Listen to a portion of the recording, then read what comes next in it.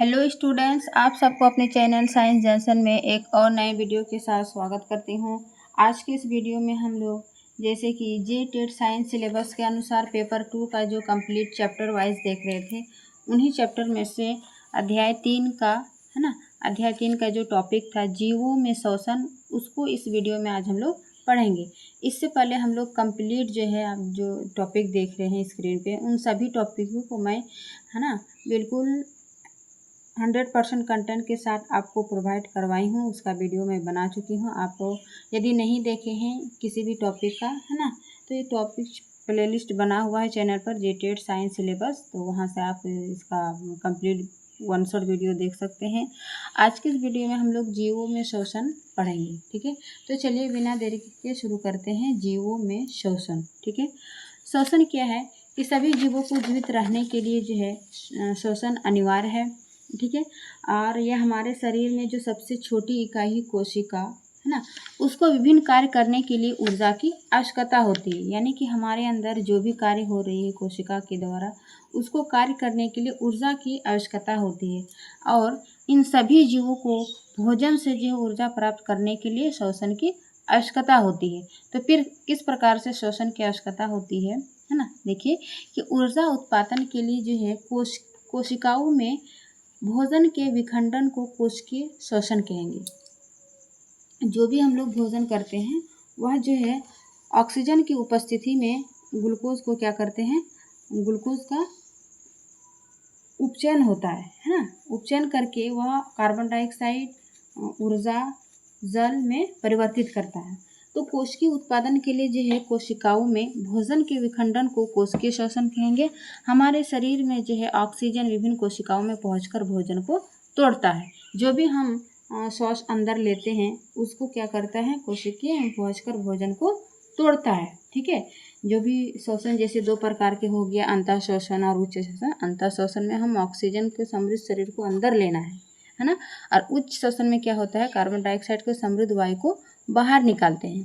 तो ये सभी क्रियाओं में जो हमारे शरीर जब भी ऑक्सीजन अंतः शोषण के माध्यम से पहुंचती है तो वह विभिन्न कोशिकाओं में पहुंचकर भोजन को तोड़ता है। ठीक है, कैसे यहाँ पे देखिए ग्लूकोज है, ये ग्लूकोज का फार्मूला भी याद रखना है आपको, C6H12O6। ठीक है, इसमें 6 कार्बन है, 12 H है और ऑक्सीजन है। ये ग्लूकोज का जो पायरुवेट प्लस ऊर्जा में टूटता है कोशिका द्रव में। अब देखो पायरुवेट और ऊर्जा में ऑक्सीजन की उपस्थिति में और ऑक्सीजन की अनुपस्थिति में होती है। ऑक्सीजन की उपस्थिति में क्या होता है, ethanol plus carbon dioxide plus ऊर्जा है ना, जैसे कि ये ऑक्सीजन की अनुपस्थिति में ये ईस्ट या फिर किण्वन प्रक्रिया में ये ऑक्सीजन की अनुपस्थिति में होता है, जिसमें इथेनॉल बन रहा है, कार्बन डाइऑक्साइड और ऊर्जा। जबकि ऑक्सीजन की उपस्थिति में क्या बन रहा है, ये इसका पूर्ण उपचयन हो रहा है ना। इसमें कार्बन डाइऑक्साइड जल और ऊर्जा में परिवर्तित हो रहा है ऑक्सीजन की उपस्थिति में ग्लूकोज, और ये कहाँ होता है, माइटोकॉन्ड्रिया में। ठीक है, और ऑक्सीजन की कमी देखिए, 3 कंडीशन आपको याद रखना है कि श्वसन में कि ऑक्सीजन की उपस्थिति में क्या बन रहा है, कार्बन डाइऑक्साइड जल ऊर्जा और यह माइटोकॉन्ड्रिया में। ऑक्सीजन की अनुपस्थिति में इथेनॉल है ना, कार्बन डाइऑक्साइड ऊर्जा और यह कहाँ हो रहा है, ईस्ट और किण्वन में। जबकि ऑक्सीजन का अभाव में है ना, यानी कि ऑक्सीजन की कमी में, एक बिल्कुल उपस्थित है और अनुपस्थित है। एक हो गया कंडीशन ऑक्सीजन की अभाव में, तो ऑक्सीजन के अभाव में लैक्टिक अम्ल प्लस ऊर्जा, और यह हमारी पेशी कोशिका में होता है। पेशी कोशिका में कब होता है कि जब हमारे अचानक किसी क्रिया को करने में हमारी पेशियों में लैक्टिक एसिड का निर्माण होता है, और इसी को क्रैम्प का कारण हो सकता है ना। जब हमें बहुत तेज़ी से दौड़ते हैं, वर्क करते हैं, तो उस स्थिति में जो है ऑक्सीजन की कमी हो जाती है, और इस प्रकार हमारे मांसपेशियों में लैक्टिक अम्ल का जमाव हो जाता है, जो कि हमारे पेशियों में दर्द और ऐंठन का कारण हो जाता है। ठीक है, तो यह जो क्रिया ऑक्सीजन का अभाव होता है अचानक होने से क्या हो रहा है कि हमारे शरीर में लैक्टिक अम्ल का निर्माण हो रहा है, और इससे ये किस कारण, क्रैम्प का कारण हो सकता है। तो एक एक पॉइंट आप बिल्कुल क्या कहते हैं, वो इम्पोर्टेंट पॉइंट सब नोट किए हैं, तो आप लोग भी ध्यान में रखना है कि ऑक्सीजन की उपस्थिति में क्या बन रहा है, ऑक्सीजन की अनुपस्थिति में और ऑक्सीजन की अभाव में। ठीक है, श्वसन के बारे में हम लोग देख चुके हैं कि ये जो भोजन को किस प्रकार से ऑक्सीजन की उपस्थिति में पहुंचकर भोजन को तोड़ता है। ठीक है, अब हम लोग श्वसन जो है श्वसन के प्रकार पढ़ेंगे कि श्वसन 2 प्रकार के होते हैं। ठीक है, वायवीय श्वसन और अवायवीय श्वसन। ठीक है, और वायवीय श्वसन में क्या होता है कि यह ऑक्सीजन की उपस्थिति में हो रहा है, यानी कि जो ऑक्सीजन की उपस्थिति में हो रहा है वो क्या होगा, वायवीय श्वसन। जो ऑक्सीजन की अनुपस्थिति में होगा वह अवायवीय श्वसन। ठीक है, इस प्रकार से दोनों अंतर होगा। दूसरा अंतर है इसमें ग्लूकोज का पूर्ण उपचयन हो रहा है। देखिए ऑक्सीजन की उपस्थिति में क्या हो रहा है, ग्लूकोज का पूर्ण उपचयन हो रहा है, जबकि ग्लूकोज का अपूर्ण उपचयन किसमें हो रहा है, ऑक्सीजन की अनुपस्थिति में, अवायवीय श्वसन में।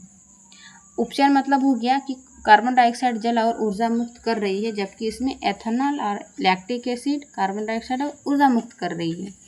तीसरा इसमें अंतर होगा, यह कोशिका द्रव माइटोकॉन्ड्रिया में हो रहा है, यानी कि वायवीय श्वसन कहाँ पे हो रहा है, कोशिका द्रव और माइटोकॉन्ड्रिया में। ठीक है, जबकि अवायवीय श्वसन जो है वह केवल कोशिका द्रव में होता है। यह इम्पॉर्टेंट है कि पूछेगा कि वायवीय श्वसन किस में होता है, तो कोशिका द्रव और माइटोकॉन्ड्रिया दोनों में, और जबकि अवायवीय श्वसन जो है वो केवल कोशिका द्रव में होता है, माइटोकॉन्ड्रिया में नहीं होता है। ठीक है, नेक्स्ट इसका अंतर होगा कि वायवीय श्वसन जो है अधिक ऊर्जा उत्पादन होती है, लगभग 36 एटीपी बनता है, जबकि अवायवीय श्वसन में कम ऊर्जा उत्पन्न हो रही है, लगभग कितना 2 एटीपी बनता है। अब एटीपी क्या है ये भी हम लोग आगे देखेंगे कि एटीपी जो है, एटीपी का फुल फॉर्म होता है एडिनोसिन ट्राइफॉस्फेट, है ना। ये ऊर्जा की मुद्रा है। कहाँ निर्माण हो रहा है, एटीपी माइटोकॉन्ड्रिया में ऊर्जा का निर्माण होता है, संचय होता है। संचय किस रूप में, एटीपी की फॉर्म में। ठीक है, तो ये ऊर्जा उत्पन्न हो रहा है लगभग 36 वायवीय श्वसन में और 2 एटीपी अवायवीय श्वसन में। कोशिकीय श्वसन में उपस्थित तो ऊर्जा उसी समय एटीपी नामक अणु के संश्लेषण में प्रयुक्त होता है। जो भी ऊर्जा उत्सर्जित हो रहा है तो वो एटीपी के रूप में या नाम में अणु का जो है वह संश्लेषण में प्रयुक्त हो जाता है। ठीक है, तो इस प्रकार से जंतु में देखें, है ना। और भी हम लोग देखेंगे कि श्वसन जो है किस प्रकार से हो रहा है मनुष्य में। तो थोड़ा सा हम लोग जान लेते हैं पौधों में श्वसन। ठीक है, पौधे में श्वसन किस प्रकार से होता है, तो जैसे कि कार्बन डाइऑक्साइड और ऑक्सीजन छोड़ना, इस प्रक्रिया को विसरण विधि कहेंगे प्लांट में, है ना।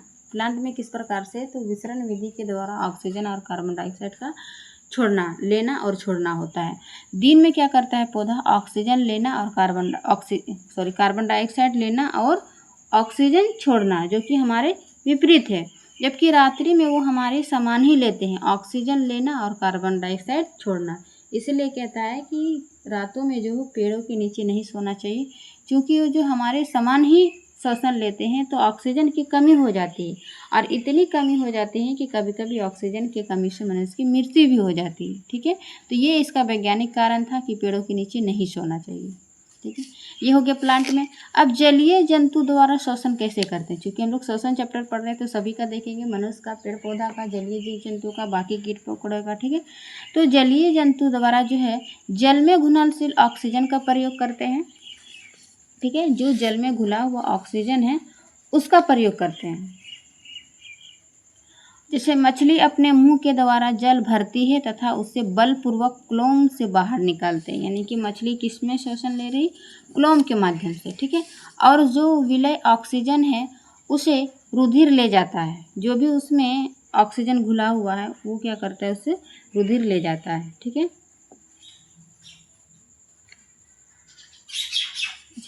जल में घुलनशील ऑक्सीजन के कारण सांद्रता कम होती है, इसलिए जलीय जीवों की श्वसन दर स्थलीय जीव की तुलना में अधिक होती है। कहने का मतलब यदि क्वेश्चन होगा कि स्थल जीव की तुलना में जलीय जीव किसमें अधिक श्वसन की तुलना होती है, तो स्थलीय जीव की तुलना में, है ना, जलीय जीव की श्वसन दर अधिक होती है, क्योंकि उसमें जल में जो है घुला हुआ ऑक्सीजन है, कारण सांद्रता कम होती, इसलिए जलीय जीव ये इसका कारण हो जाएगा, है ना। और अन्य जैसे गाय, भैंस, कुत्ता, बिल्ली जैसे जीवों को जो है उस मनुष्य के समान ही फेफड़ा होते हैं, उसी से जो है वो शोषण करते हैं। और जितने भी कीट प्राणी हैं जैसे कॉकरोच, मकोड़े आदि, ये सभी के शरीर में जो है शरीर में ही श्वसन रंध्र होते हैं और इसी से जो है गैसों का विनिमय वायु के नलियों का मतलब उसके शरीर के अंदर छोटे छोटे छिद्र पाए जाते हैं और वो वायु नलियों का जाल बिछा होता है ना, जिसको उसको कहेंगे श्वास प्रणाल कीट पतंगे में। तो इस प्रकार से लेते हैं।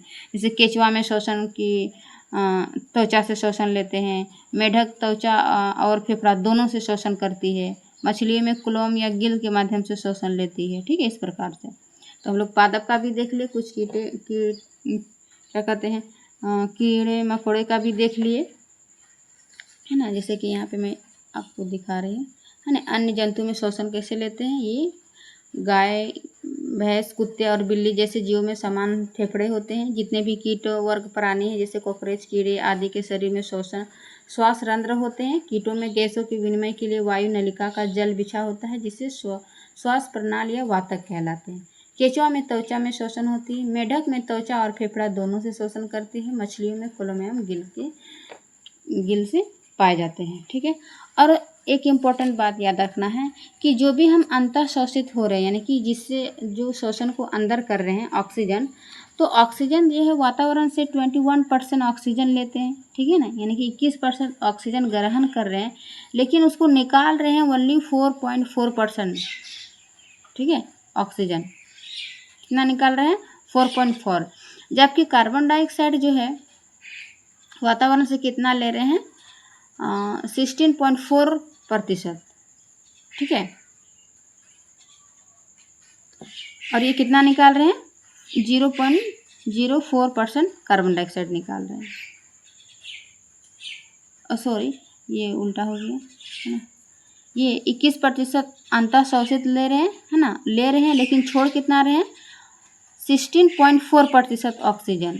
और कार्बन डाइऑक्साइड कितना छोड़ रहे हैं, 0.04%, जबकि 4.4 का ऑक्सीजन कार्बन डाइऑक्साइड जो उच्च शोषित वायु में ले रहे हैं, है ना, छोड़ रहे हैं। तो इस प्रकार से ऑक्सीजन लेना और फिर कार्बन डाइऑक्साइड छोड़ना, तो ऑक्सीजन ले रहे हैं और इतना छोड़ रहे हैं, कार्बन डाइऑक्साइड छोड़ना, इतना छोड़ रहे हैं और फिर इतना वातावरण से ले रहे हैं। ठीक है, ये भी मतलब कि याद रखना है। उसके अलावा जैसे मनुष्य में श्वसन, थोड़ा सा क्रिया विधि को समझ लेते हैं कि किस प्रकार से जो है मनुष्य श्वसन करते हैं। तो ये देखिए मनुष्य में श्वसन तंत्र को ये है ना, किस प्रकार से श्वसन लेते हैं, इसका डायफ्राम जो है क्या प्रभाव पड़ता है। तो देखिए, जब ये अंतः शोषण के समय क्या करते हैं, पसलियाँ, इसके अंदर जो पसलियाँ है ये ऊपर और बाहर की ओर गति करते हैं अंतः शोषण के समय। जब भी यानी कि श्वसन नासा द्वारा अंदर लिए तो इसकी पसलियाँ जो है ऊपर और बाहर की ओर गति करती है, और तथा जो है डायफ्राम नीचे की ओर गति करता है, जिससे वक्ष गुहा की आयतन जो है वो बढ़ जाती है। वक्ष गुहा ये इसकी चेस्ट के, है ना, बढ़ जाती है। और उच्च श्वसन यानी कि श्वसन को बाहर करते समय क्या होता है, पसली अंदर की ओर गति कर रही तथा डायफ्राम जो है अपनी पूर्व स्थिति में आ जाता है, जिससे वक्ष गुहा के आयतन में जो है वो कमी हो जाती। कहने का मतलब अंतः श्वसन में जो है डायफ्राम जिससे वक्ष गुहा का आयतन बढ़ जाती है, जबकि उच्च श्वसन के समय जो है उसकी आयतन या वक्ष गुहा का आयतन जो है वो कम हो जाता है। ठीक है, तो ये यह बात ध्यान में याद रखना है। अब जैसे कि मनुष्य श्वसन लिया सबसे पहले नासाद्वार है ना कि ऑक्सीजन लिया, उसके बाद कहाँ गया, नासाद्वार से मुख गुहा में, है ना। ये देखिए नासाद्वार से कहाँ गया, मुख गुहा में, मुख गुहा से कहाँ गया, ग्रसनी में। ठीक है, ग्रसनी ये गला वाला भाग, ग्रसनी में, ग्रसनी से कहाँ हो गया, ये श्वास नली में, श्वास नली में आया जी, ये कंठ के जैसे समान श्वास नली में, श्वास नली में आ गया। जो भी इसमें उपस्थित वलय है उसमें आ गया, है ना, उपस्थित वलय में। उसके बाद उपस्थित वलय से कहाँ आ गया, ये फुफ्फुस में, है ना, फेफड़ा में। ठीक है, ये आ गया इसमें। उसके बाद जो है ये श्वास नली है, क्या कहते हैं, फुफ्फुस के अंदर यानी कि फेफड़ा के अंदर श्वास नली है, उसमें ये प्रवेश कर जाती है। उसके बाद श्वसन नलिका छोटे छोटे जो नलिका के रूप में बटे हैं, है ना, तो इसमें चले आते हैं। उसके बाद फिर ये कुपिका कोष में चले जाते हैं। तो इस प्रकार जो है मनुष्य में श्वसन मानव श्वसन तंत्र की क्रिया होती है। ये कूपिका है, ये से है ना, ये देखिए इस प्रकार से। तो ये मनुष्य में डायग्राम के साथ जो है श्वसन किस प्रकार से होते हैं, तो ये जो डायग्राम से समझ सकते हैं काफ़ी। अब नासाद्वार जो है ये क्या करते हैं, इसको हम लोग डिटेल से थोड़ा सा देख लेते हैं कि नासाद्वार जो है मनुष्य में, है ना,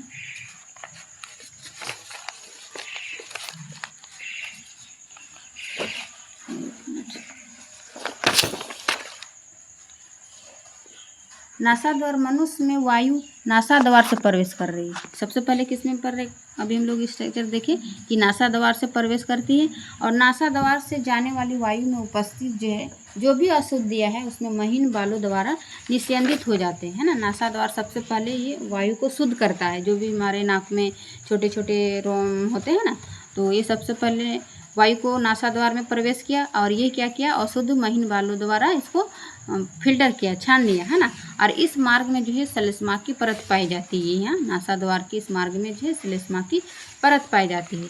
फिर उसमें कहाँ उपस्थित वलय, यह कंठ में उपस्थित होता है। जो भी उपस्थित वलय है ना, ये कंठ में उपस्थित हुआ और इसमें उपस्थित वलय यह सुनिश्चित करता है कि वायु मार्ग जो है आपस में टकरा नहीं रहा है ना, निपित टकरात्मक ना हो, ये वायु मार्ग डिसाइड करता है। यानी कि उपस्थित जो वलय है यह सुनिश्चित करता है कि ऑक्सीजन आ रहा है या फिर कार्बन डाइऑक्साइड जा रहा है ना, दोनों में टक्कर नहीं करता है कि ऑक्सीजन आ रहा है तो ऑक्सीजन को ही प्रवेश किया, कार्बन डाइऑक्साइड छोड़ना है तो कार्बन डाइऑक्साइड को ही बाहर निकाला। ठीक है, तो ये इसका जो भी इसमें वलय है ये इसका कार्य है। ठीक है, उसके अलावा हम लोग कूपिका के बारे में, क्योंकि फुफ्फुस जो है फेफड़े के भीतर मार्ग छोटी छोटी नलिकाओं में जो विभाजित हो जाता है और अंत में गुब्बारे जैसे, है ना, अंत में गुब्बारे जैसे रचना में बदल जाते हैं, जिसको क्या कहेंगे, कूपिका।